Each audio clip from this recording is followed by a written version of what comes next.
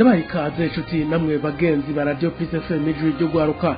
Iyi radio isamirana kuri wesatu akabungu Radio Peace FM akaburungu kome amasaha 28 kuri 28 kandi kibiriraho. Mushobora kuyumva kandi muciye ku mihora yacu yose harimo na YouTube mu gihe kwandika ijambo Radio Peace FM ijwi ryo gwaruka.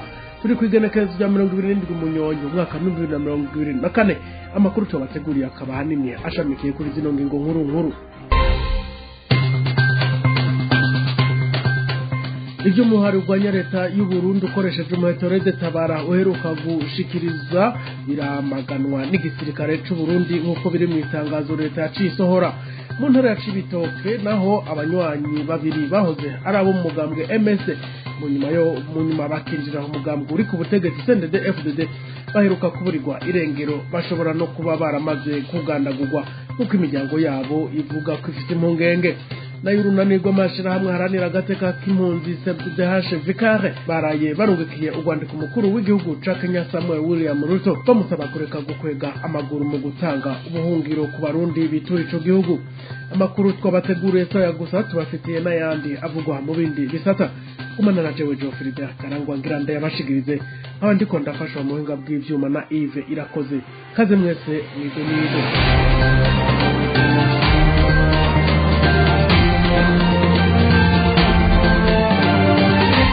Radio Peace FM.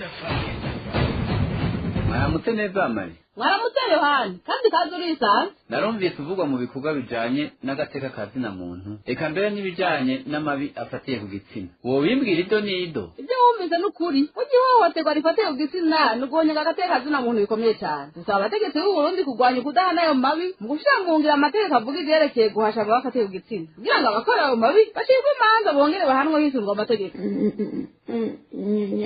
Nyakubahwa mugenduzi narahohotewe ariko atinywa binkoreye. Mufasoni ntahondi birakenewe ko bahohotewe ifatiye ku gitsina barozwa ahantu hatekanye bashobora gushengeza babahohoteye badatinya kugirirwa nabi ukundi. Turagukingira kandi tugufashe mu bijanye n'uko kwifata, mu bijanye n'amagara yawe, reka mbere no mu bijanye n'amategeko. Igipolisi gifise uruhara ntangere mu kurwanya amabi afatiye ku gitsina. Dutegerezwa kuvyigishwa tugahimirizwa kugira duha agaciro ibirego by'abahohoterwa mu buryo bwiza kandi mu rupfasoni. Dusabwa kubakingira no kubafasha. Mugenduzi twabasaba gushira ingufu mu ishuka mu ngiro y'amategeko hamwe no gushiraho inzego zofasha kurwanya kudahana amabafatiye ku gitsina. Nta ari hejuru y'amategeko. Uko n'ukuri Mariya dutegerezwa kugira ico dukoze kizima cyo gukingira abanyagihugu no guhana abagizi ba nabi hakurikijwe amategeko. Umugabo wanje yankubise buyoka sinagira ahantu na hamwe nje singire n'umuntu n'umwe no kwizigira ngo ndabimubwire. Nagize ubwoba kubera gucungura igufa no kwiyumvira kuri kazoza k'abana banje. Abagore murarenza urugero iminsi yose ibintu mukabigira birebire. Uko se ukuri uravye abagore bakubitirwa mu ngo zabo biteye ubwoba. Ikibabaje nuko atakiriko kirakora. N'umuco w'ikirundi nawe nubizi naho ushobora kubihindura ijoro rimwe. Oya ihohoterwa ntabwo ari umuco w'ikirundi ni icyaha kandi abategetsi batazwa kugira icyo bagikozeko. Bisaba ko tubimiriza abantu kuri ibyo bintu. Harageze ko ibintu bihinduka.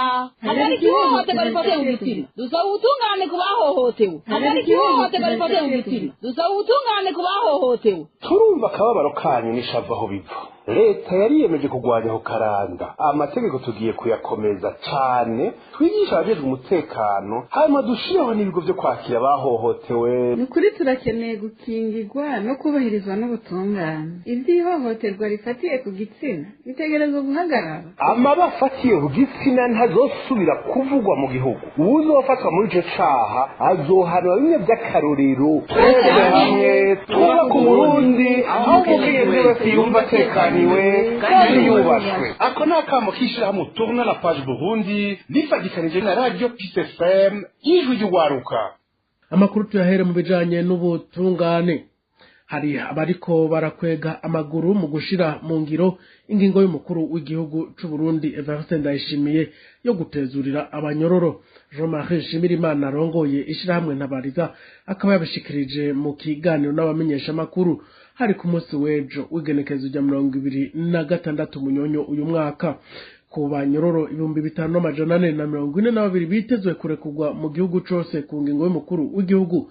Jean-Marie Nshimirimana atanga akarorero ko mu ntara ya Ngozi ko hamaze kurekurwa 287 ku barenga 400 bari bitezwe.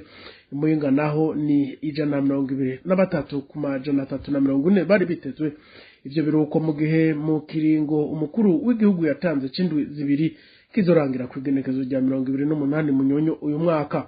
Ku kibazo c'uko hari abamenyesha makuru bapfunzwe, uwo arongoye Ntabariza avuga ko nibasanga ivyisungwa kugira umunyoro atezurirwe bikwiye bazoca batezurirwa co kimwe n'abandi. Asaba abakora mu gisata c'ubutungane gushira mu ngiro ingingo y'umukuru w'igihugu Evariste Ndayishimiye, nayo abarekuwe basabwa kwigenza neza mu kibano.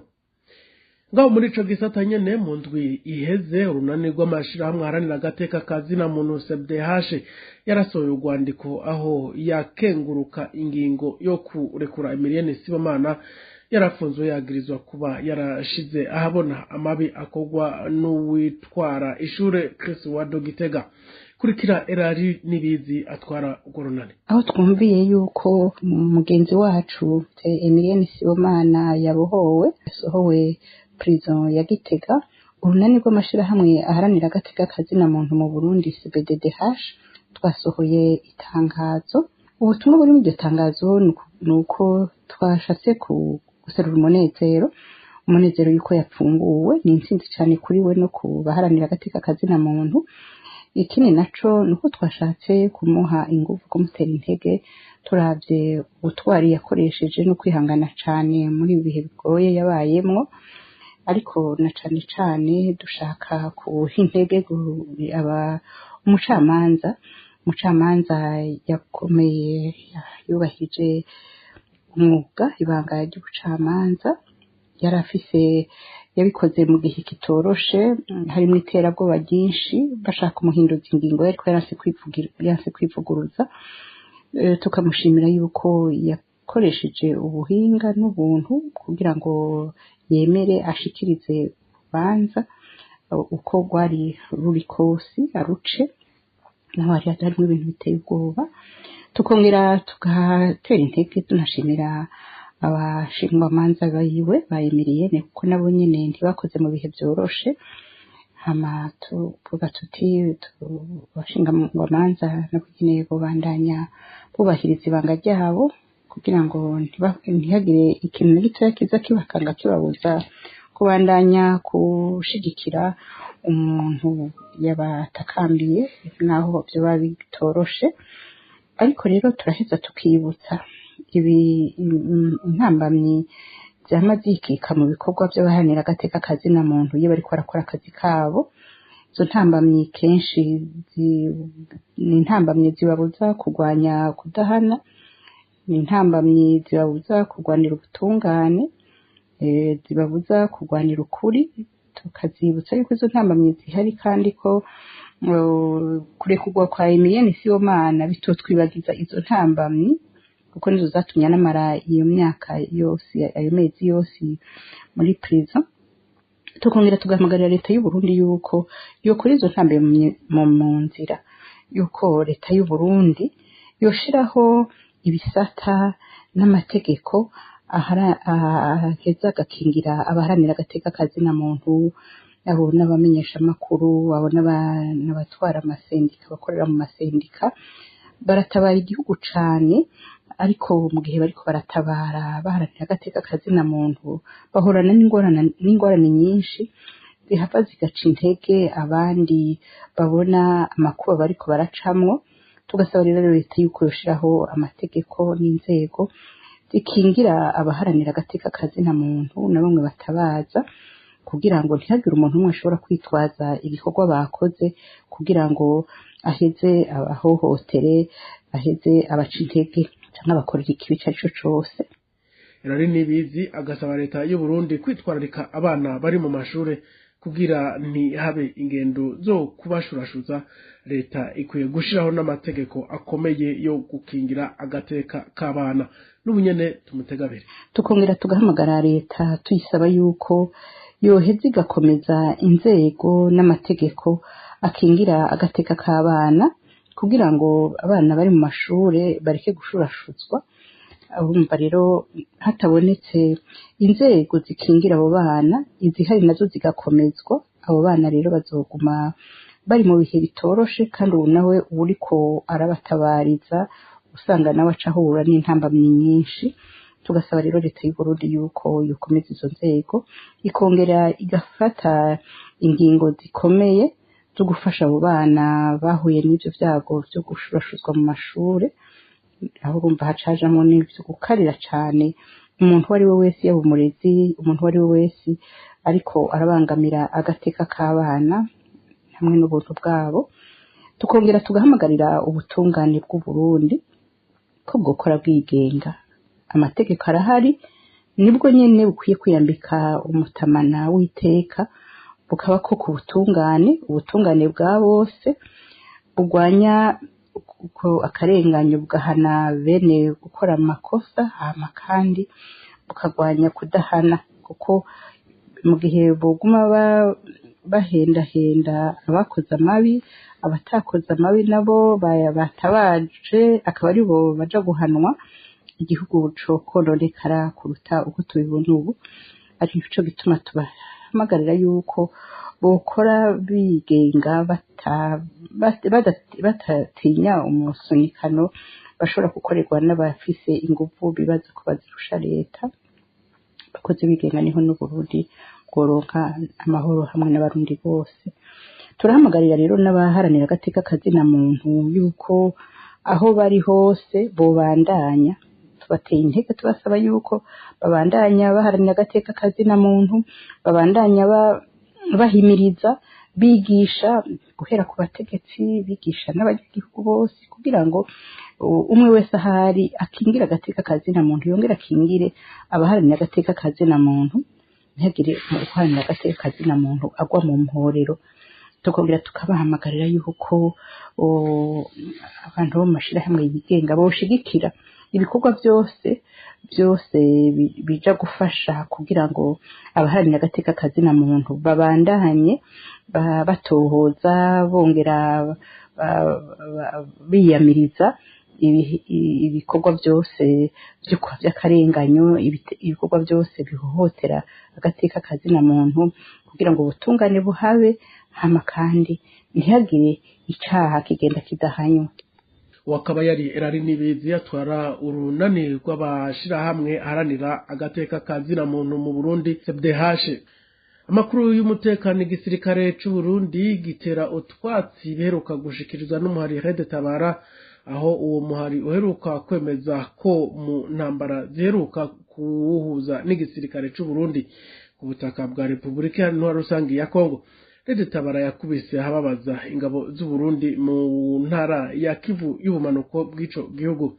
Yamara Gaspard Baratuza avugira ico gisirikare akemeza ko ahubwo Red Tabara aribo batakarije byinshi, harimwo n'abagwanyi b'uwo muhari bagizwe imbohe. Odas Kaburo. Inyuma yaho kuri uyu wa 26 Munyonyo mwaka wa 2024 umuhari Red Tabara wafashe umuheto urwanya leta y'u Burundi uturutse ku butaka bwa Kongo, utangarije ko mu ntambara ziheruka kuwuhuza n'igisirikare c'u Burundi FDNB, Red Tabara yavyifashemwo neza kugeza naho umukuru wa kimwe mu birindiro by'ingabo z'u Burundi mu ntara ya Kivu y'ubumanuko yahasize ubuzima, ibigwanisho bitari bike bikomakomeye bigafatwa, hamwe n'inyandiko zifashishwa n'abayobora urugamba navyo nyene bigafatwa.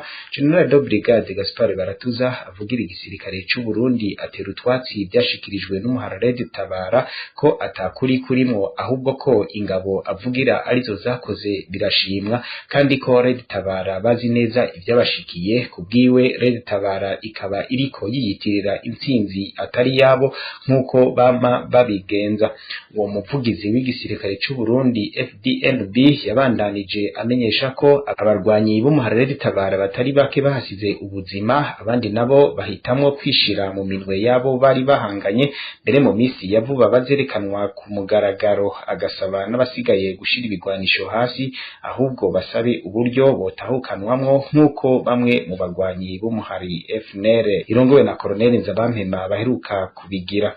Tubibutse ko haheze imyaka irenga 2 Burundi butangaje ku mugaragaro ko bwarungitse abasirikare babwo ku butaka bw'igihugu ca Republika Iharanira Intwaro Rusangi ya Kongo mu ntumbero yo kugwanyiriza hamwe umwasi ahaba ku ruhande rw'u Burundi canke ku ruhande rw'igihugu ca Republika Iharanira Intwaro Rusangi ya Kongo, mbere biteguye kongereza igitigiri c'abo basirikare gushika ku gitigiri kirenga 2,000.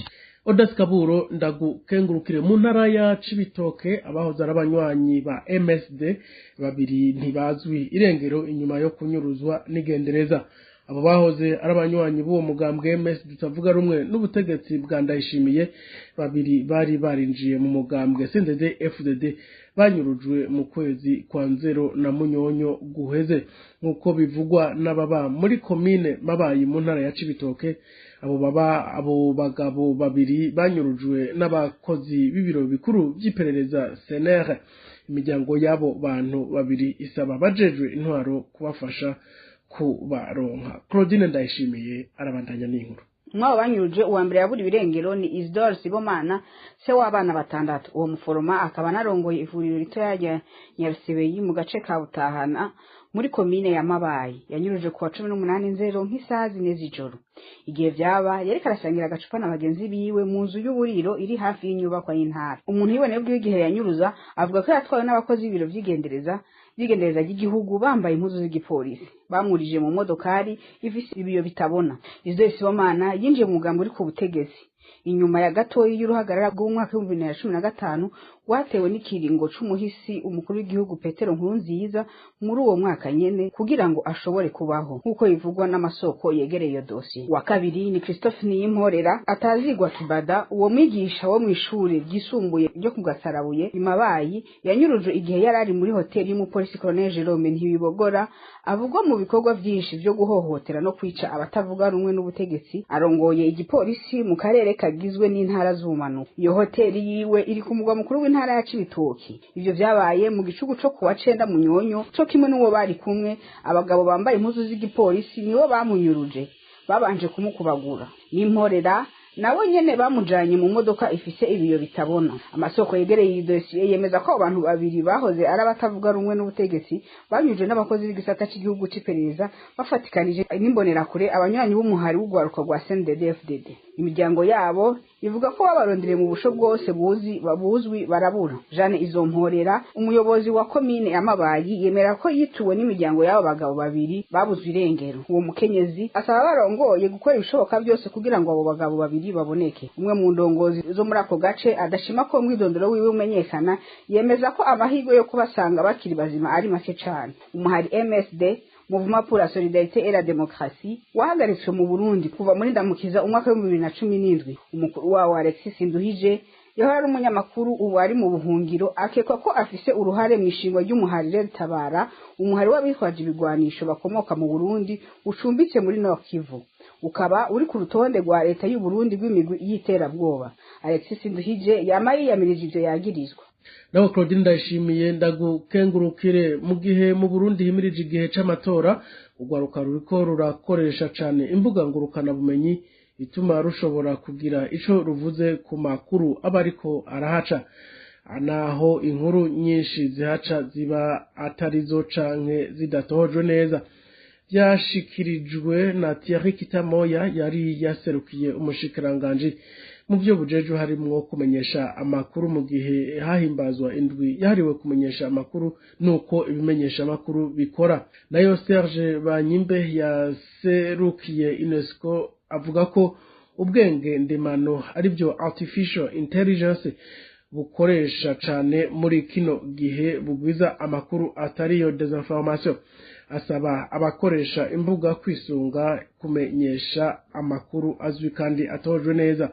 Natasha Ndikumana yaserukiye inama nkuru y'igihugu ijejwe kugenzura uko ibimenyesha amakuru bikora mu Burundi sense ngo igituma hari amakuru amwe aca ku mbuga atariyo biratuma n'abakoresha imbuga ubwabo aho bariho n'ibimenyesha amakuru sense itagenzura. Nayo Desire Ndagijimana arongoye igisata ca unikijije kumenyesha amakuru mu Burundi asaba ko abakoresha imbuga hwaniro bakwiye kwihutira gusangiza abandi ivyo barose byose batabanje kuvyumvira ko canke ngo bamenye inkomoko yabyo. Mu mpunzi naho urunani rw'amashirahamwe haranira agateka k'impunzi CBDH Vikare rwarandikiye umukuru w'igihugu ca Kenya Dr Samuel William Ruto kuri uyu wa 2026 munyonyo umwaka wa 2024 bamusaba ko atoza aranana mu gutanga ubuhungiro ku mpunzi z'abarundi bagana ico gihugu.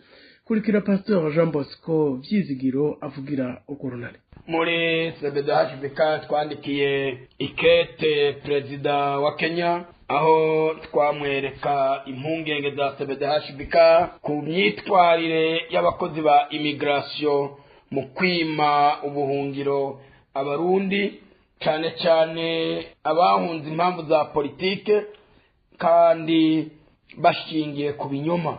CBDH Vikare yashaka kuvuguruza impamvu imwe rudende bashingiraho ngo mu gihugu cy'u Burundi hariyo amahoro n'umutekano. Ntabwo impunzi yaguhungiye ko ari wewe uyimenyera kwaho yahunze ivara amahoro kuyirusha, ziba zibikurikirana. Ariko si n'ibyo gusa, na CBDH Vikare mu nshingano zayo ikurikirana ubuzima bw'impunzi ku munsi mu makambi, ariko nizihungutse tumenye uko zibayeho, aho tumenya ko zimwe zihohoterwa no kunyuruzwa zikanyuruzwa. CBDH Vikare mu ikete yanditse yasabye perezida wa Kenya gufata iki kibazo mu minwe, agakora amatohoza yimbitse, karaba ibyo tuvuga ko batanga icyangombwa cy'impunzi bagendeye hahishemo impamvu za politike ko yazivanamwo. Kandi twanamusabye guha icyizere impunzi zihungira mu gihugu ciwe kugira ngo iyo stati y'ubuhunzi kuba yifise n'abo tuyisabira ibafashe mu mibereho ya buri munsi, gutuma abana bashobora kwiga no gutuma imiryango ishobora kubaho mu buryo butandukanye. Kandi twanamusabye gutegeka abakora mu gisata c'impunzi gukoranira bya hafi na hase kugira ngo bahashire ku kigero gishitse ubuzima bw'impunzi cyo twita mpuzamakungu. Si n'ibyo gusa, twamweretse ikizere CBDH Vikare ifitiye Kenya mu buzima, mu buryo bw'imiyoborere kandi no mu buryo bwo guha agaciro kiremwa muntu, ko mu bibazo dufise cyane muri aka karere k'ibiyaga bigari Kenya itari ku mwanya wa mbere. Rero nta mpamvu yotuma iza kuri uwo mwanya mu guhohotera impunzi canke abafise impamvu iyo ariyo yose yatumye basohoka igihugu cabo. Ico cizere rero twamugaragarije, twizeye ko adashobora kugitakaza, kubera ko amasezerano mpuzamakungu y'i Geneve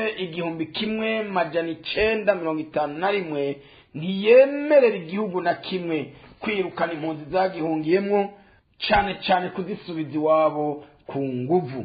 Kubahiriza amategeko, Kenya twibaza ko ibigerageza. Wakaba yari Pasteur Vyizigiro Jean Bosco avugira urunani rw'amashirahamwe ari nagateka k'impunzi CBDH Vikare. Odas Kaburu urakenuye na rero dusozera amakuru twari twabateguriye. Mwakoze mwese mwayakurikiranye kuva mu ntango zayo. Shimira uruganda rwacu rwayaturokanije, nibagiye Yves Irakoze ariko aramfasha mu buhinga bw'ivyuma, naho Jojo Philibert Karangwa nariko ndabashikiriza duhanisango ku munsi w'ejo na gahwana.